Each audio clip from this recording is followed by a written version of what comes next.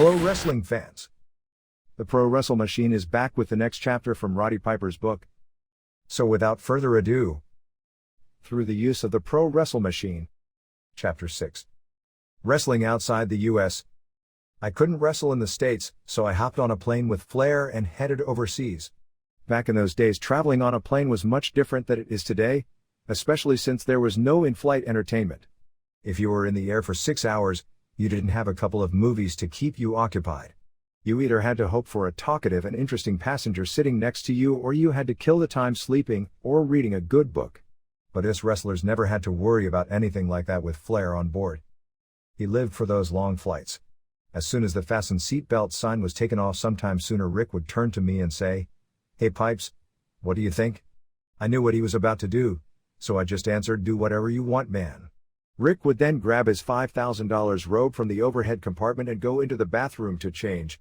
He would strip out of his Armani suit and into his birthday suit in less than 5 minutes, and then come back to his seat wearing nothing but his expensive robe. The bright red velvet garment looked like it had been taken from the honeymoon suite in a seedy Las Vegas hotel, but he wore it well. After getting comfortable, he would then take the tray from the stewardess and serve the free drinks to everybody on the airplane. The crew always loved the sweet talker and always allowed him to do whatever he wanted. Before you knew it, he'd be walking up and down the aisles hootin' and hollerin' with the passengers, and making his newfound friends his favorite drink in the world, the kamikaze. At first this would cause me a great deal of embarrassment, but I guess after the 150th or 160th time, you just learn to go with it. Rick loved having fun and being the center of attention. Add these two qualities to his genuine heart of gold, a rare combination, and that is what has made Ric Flair the legend that he is. But Rick didn't only clown around when we were in the air. He also liked to have fun while we were still on the ground. For instance, whenever we left Santo Domingo, we would land in Florida and have to go through customs. One time around Christmas, Flair and I were in a festive mood. While we waited in line, we started singing Jingle Bells and Rick began to dance. I'd seen Rick dance before, but on this day he was really cutting a rug. After several minutes of holiday cheer, the customs guy had seen about enough, and he came out from behind his desk to tell us to knock it off. At about the same time we were being told to keep our traps shut, we noticed Jack and Jerry Briscoe were also waiting to go through customs.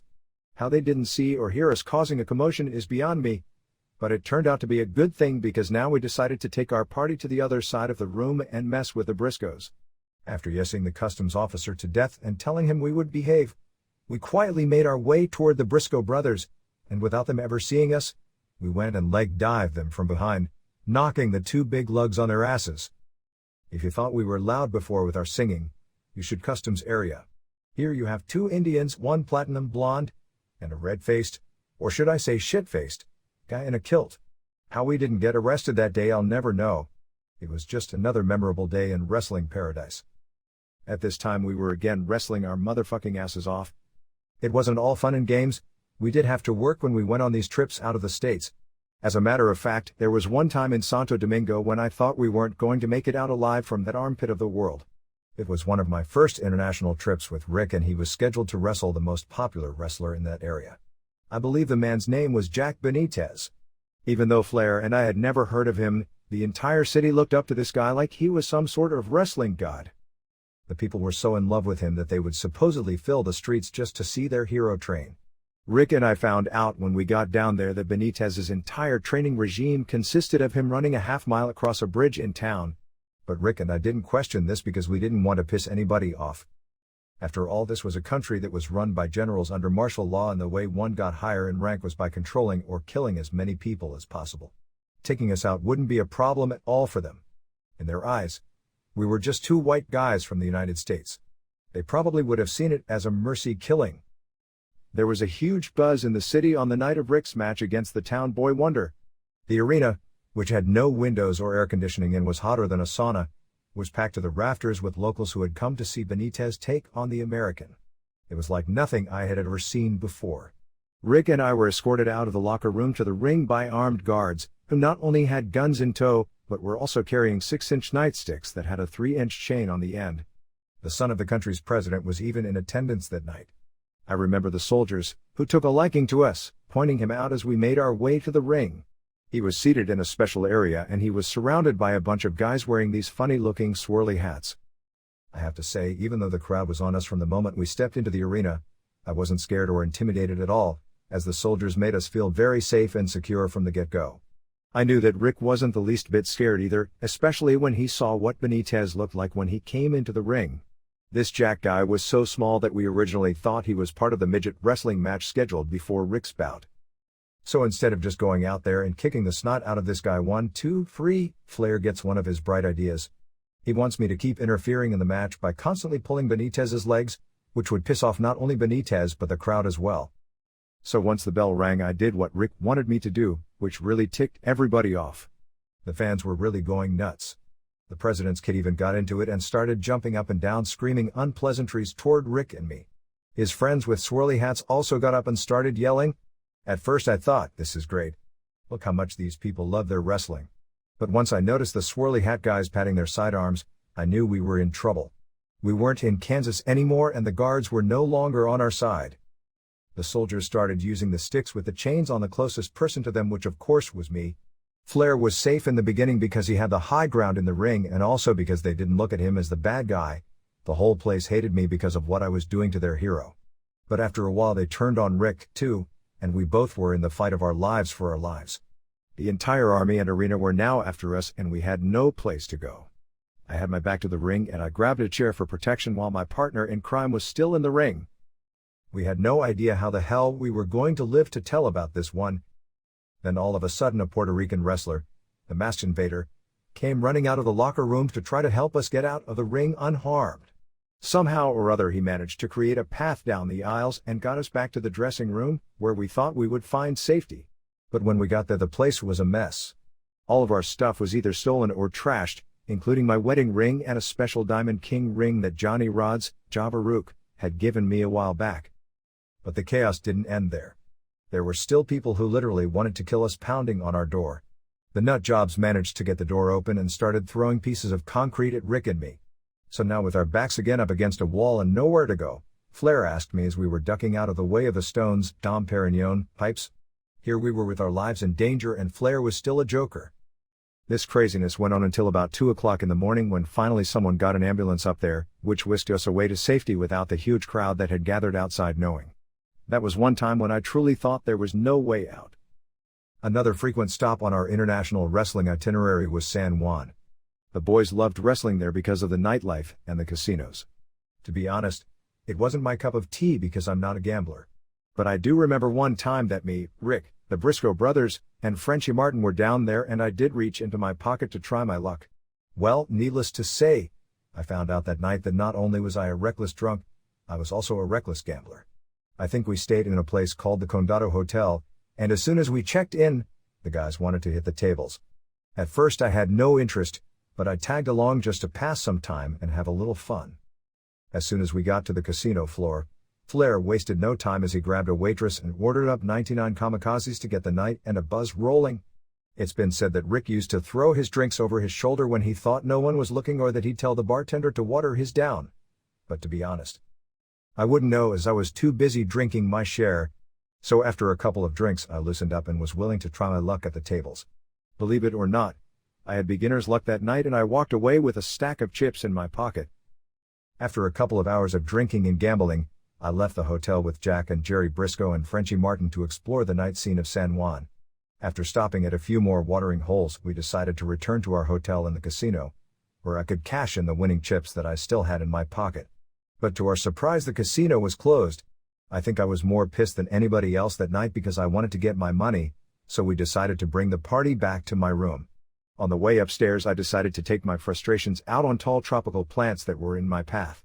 In typical wrestler fashion, I clotheslined the plants one by one, knocking dirt and leaves all over the pretty hallways.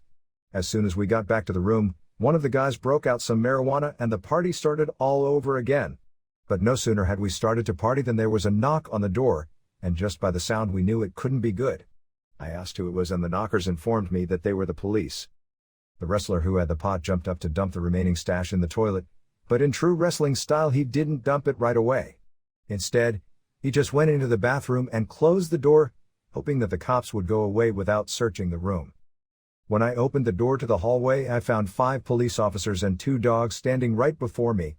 They informed me that they had seen me on the hotel camera knocking over the plants, and before they went any further, I pulled out my $100 chips from my pocket, there went my winnings, and started handing each of them a couple, telling them that I was sorry and that it wouldn't happen again. They told me that I would be leaving in the morning, which I was more than happy to do. They left without asking me any more questions. While I was relieved that I didn't get arrested, the guy in the bathroom was also happy, but not because I didn't have to go to jail. It saved his supply of pot, and as soon as I shut the door, the partying continued. But sometimes when I look back on that night, I think I might have been better off spending the night behind bars. After the cops and dogs left, we got so wasted and someone came up with the bright idea of doing shots out of Frenchie Martin's boots. Frenchie had these boots that he'd been wearing since Gandhi took the big walk for salt, and we all put liquor in one of them and started drinking out of it. The next morning we were all sick as dogs. We must have come down with athlete's throat or something from all those shots. But the antics in San Juan weren't limited to the casino and our rooms. One day Jack and Jerry Briscoe took advantage of Rick and me being intoxicated. They challenged us to a friendly game of basketball on the hotel courts, and Flair and I, being the ultra-competitive athletes that we were, decided to take them on, even though we were seeing double and wearing our bathing suits and were barefoot at the time. It was like playing 4 against 2 with us having the disadvantage. But we didn't care. We thought, drunk and all, we could beat them.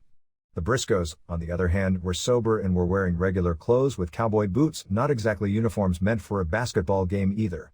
Thinking back, I realized that we should have known something was up because of the way those two clowns were dressed, but we had just consumed so many kamikazes that we weren't in any position to pay attention to detail. After running around the court like maniacs for a while, we finally caught on to what the Briscoe brothers were doing. Jack and Jerry were just passing the ball back and forth, making Rick and me chase after them like 2 idiots. They had no intention of ever shooting. They just wanted to tire us out and get a good laugh. We not only left the court that day steaming mad at the Briscoes, we also could barely walk because of all the cuts on our feet from playing barefoot on the concrete. To try and relieve the pain in our feet, we raided the local drugstore and bought several tubes of Ambisol and a couple of boxes of gauze. We still had a match to wrestle that night, so we figured that the Ambisol would numb our feet so we could dance on the mat that night like Fred Astaire and Ginger Rogers, Rick being Ginger of course. But just like the old saying goes, you play, you pay. And boy, did we ever pay that day and night. Another time I almost paid dearly. I was on my own in San Juan. I somehow had gotten separated in the city from my frat brothers and was in a rush to catch a flight to our next gig. I was in a state of panic, not only because I had 2 matches the next night, but also because there were only 2 flights a day to Canada, so if I missed my flight, I was going to miss my matches and that wouldn't go over well with the promoters, who I was trying to get back in good graces with. On my way back to my hotel to pick up my things, I ended up getting into an argument with 2 local guys, one of whom just happened to be carrying a gun. Well, the argument got so heated that the police came to see what was going on, and before I knew it, these locals were telling the cops that the gun was mine. The police believed the 2 locals over me and tossed my ass in jail. Let me tell you folks, it was no picnic being tossed behind bars in San Juan, especially if you wore a kilt and were as Irish white as I was. I have to admit there were some tough dudes in those cells, and you definitely had to make people aware of you. I kept telling the guards that there had been a big mistake and that it wasn't my gun, but they ignored me until the next morning. Finally, for whatever reason, they believed me and released me, but it was too late for me to catch my flight. I called ahead to the promoter of the event and he got Terry Funk to fill in for me. Aside from this fiasco, I have never missed a wrestling match because of my health or any other reason. I made every match that I was ever booked on, but Funk started a joke that he made a living by taking the shots that I missed. Whether Funk knew it or not, this did not help me in my quest to have my name erased from the blackballed list and gain back the trust of the promoters. One of the guys I wrestled on the international scene who left a mark on me to this day is Pedro Morales. When you talk about Morales, his lethal left hook isn't the only thing that comes to mind. I remember a funny story regarding him and another monster of the mat, Coco Beware. One evening Morales was out partying after a match until the wee hours of the morning. It was well known by everyone on the circuit that Pedro loved his cognac, and that particular night he loved it so much that he kept it company until 7 a.m. He finally found his way back to his room, which adjoined Coco's, and closed the drapes to keep the sun that was now coming up out of his eyes when he lay down to sleep. But just as Pedro's head hit the pillow, he heard a greeting from Coco's room, "Good morning." Pedro, who is one of the finest men I ever met, answered back politely in his Spanish accent, "Amigo, good morning. But please, I'm just going to bed." A few minutes went by and Pedro heard another "good morning," and again responded calmly, asking his friend to please let him get some rest. But by the time the third greeting rolled around, Pedro lost his cool. The tired wrestler jumped out of his bed in his boxer shorts, white tank top, and dress sock suspenders and promptly went out in the hall and smashed in his fellow wrestler's door. But to his surprise, Pedro found an empty room. Coco was nowhere to be found. The only living creature occupying the wrestler's room was his pet parrot, Frankie, who was flying around loose. The parrot was part of Coco's act and he always took it with him when he traveled. Pedro now felt really bad because he realized that it was the parrot and not Coco who kept saying good morning. Morales then proceeded to put the door back on its hinges so his friend's pet bird couldn't fly out, and went straight to the front desk to apologize to the owner of the hotel and also to pay for the damages he had just caused. Even before I got in the ring with Pedro, I felt like I knew him. Rick and the guys had told me all about him so I'd be better prepared when I faced him in the ring. Morales was also curious about me. Ricky Steamboat would tell me later that before our match, as we were getting ready to face each other, Morales went up to Ricky and asked him, "Hey, is this Piper guy any good?" Steamboat said he told him to be careful because Piper would stay on him the whole match. We both tried to get as much info on each other beforehand so there wouldn't be any surprises once the bell rang. Well, all the inside info the guys gave me on Morales wound up doing me no good because Pedro nailed me with one of the most lethal shots in the history of wrestling. We were wrestling in a baseball stadium that night where the ring was positioned right on the pitcher's mound and I was prepared for a physical match with a very strong fireplug-like wrestler. But little did I know he had other ideas. When the 10-minute mark came, I had Morales in a headlock and he worked himself out of the hold and threw me on the ropes. I came back at the guy full speed off the twine and he hit me with a left hook move that toppled me over. After getting out from the canvas, I put on the afterburners and charged Morales full throttle, and that's when he unleashed his patented blow. Boom! He nailed me with this open hand palm shot right smack in my liver. The whole stadium reacted to the flesh-on-flesh whack and groaned whoa in unison. They must have been thinking, that poor son of a bitch. I still need a transplant to this day from that vicious blow. I had now become a regular on the international wrestling circuit and was making a good living flying to places like San Juan, Santo Domingo, and Japan. However, after paying my dues, I was finally getting some work again in the US, as Jimmy Crockett agreed to book me back in Charlotte. I was once again in familiar territory, like the TV studio on Tuesdays doing the weekly interviews. I have to give Jimmy credit because most promoters would not have done this. He put his ass, neck, and reputation on the line for me and I didn't let him down, as the Charlotte territory started to do great business again, which was my way of paying Jimmy back. Working in Charlotte gave me the chance to spend more time with Kitty. Unfortunately, I spent most of my time with her in front of the fireplace, as it was winter and the furnace broke in the house that I was renting. So every night for a month I had to stay awake to throw logs on the fire in order to keep my family warm. But I'm glad I was there because I was able to witness when Kitty gave birth to our first child, our beautiful daughter Anastasia. It was one of the happiest days of my life. Anastasia came into the world on a Monday and I was back in the studio on Tuesday to do my interviews and would wrestle that evening in Raleigh, North Carolina. Ric Flair, Harley Race, the Briscoes, Dusty Rhodes, the Funks, and Andre the Giant, they were all there hanging around the studio. There were empty coffee cups, chicken bones, and exhausted wrestlers lying like carnage all over the room. You could just feel the pain in the place. Most guys were just coming off a 250 or 300-mile trip from the night before. One of the guys, I think it was Ray Stevens, said to me, "Hey, I heard you had a kid. Congratulations." All the guys came up and shook my hand. Then someone else said, "Hey, Papa Piper." At this point Jerry Briscoe mustered all of the strength he had and lifted his head up off the bench he was lying on. Papa Piper. Who the hell could live through that? He muttered. Well, Ric Flair heard this and just started horse laughing.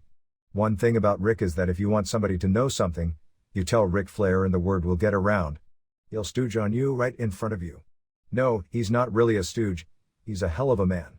So he told everyone, Papa Piper, get it? And he laughed hysterically. That joke went around for years, but eventually it went back to Papa Piper, because later in my career guys would come to me with questions and look to me as a father figure, and the original way I got the name got lost in the shuffle. Life was looking up again. I had my wife, my new daughter, and I was riding high in Charlotte. I had put all that shit from Atlanta behind me and was coming back just as strong as ever. I remember one night Kitty and I were watching television and I was flicking through channels trying to find something interesting for us to watch when I stumbled upon a show on TBS with Deborah Harry from the rock group Blondie. Deborah Harry and Blondie were huge back then. They had hits like Call Me racing up the charts, and in this interview they somehow got her on the subject of wrestling and she said on national TV, the worst thing they ever did was fire Roddy Piper. This showed me that not only was I known outside of my territory, I was known outside of the sport. Hell, one of the hottest rock stars in the world was a fan. Well, this not only got kiddies and my attention, it also created quite a buzz on the New York/New Jersey circuit. Jimmy Crockett told me that Vince McMahon Sr. was interested in using me in New York when Crockett was finished with me. This was a very honorable thing to do. Usually promoters would use and abuse the wrestler for the benefit of the territory and then throw him a bone telling him another P wanted him in their territory. Me, being the honorable wrestler that I am, I immediately gave my 6 weeks notice as soon as I found out.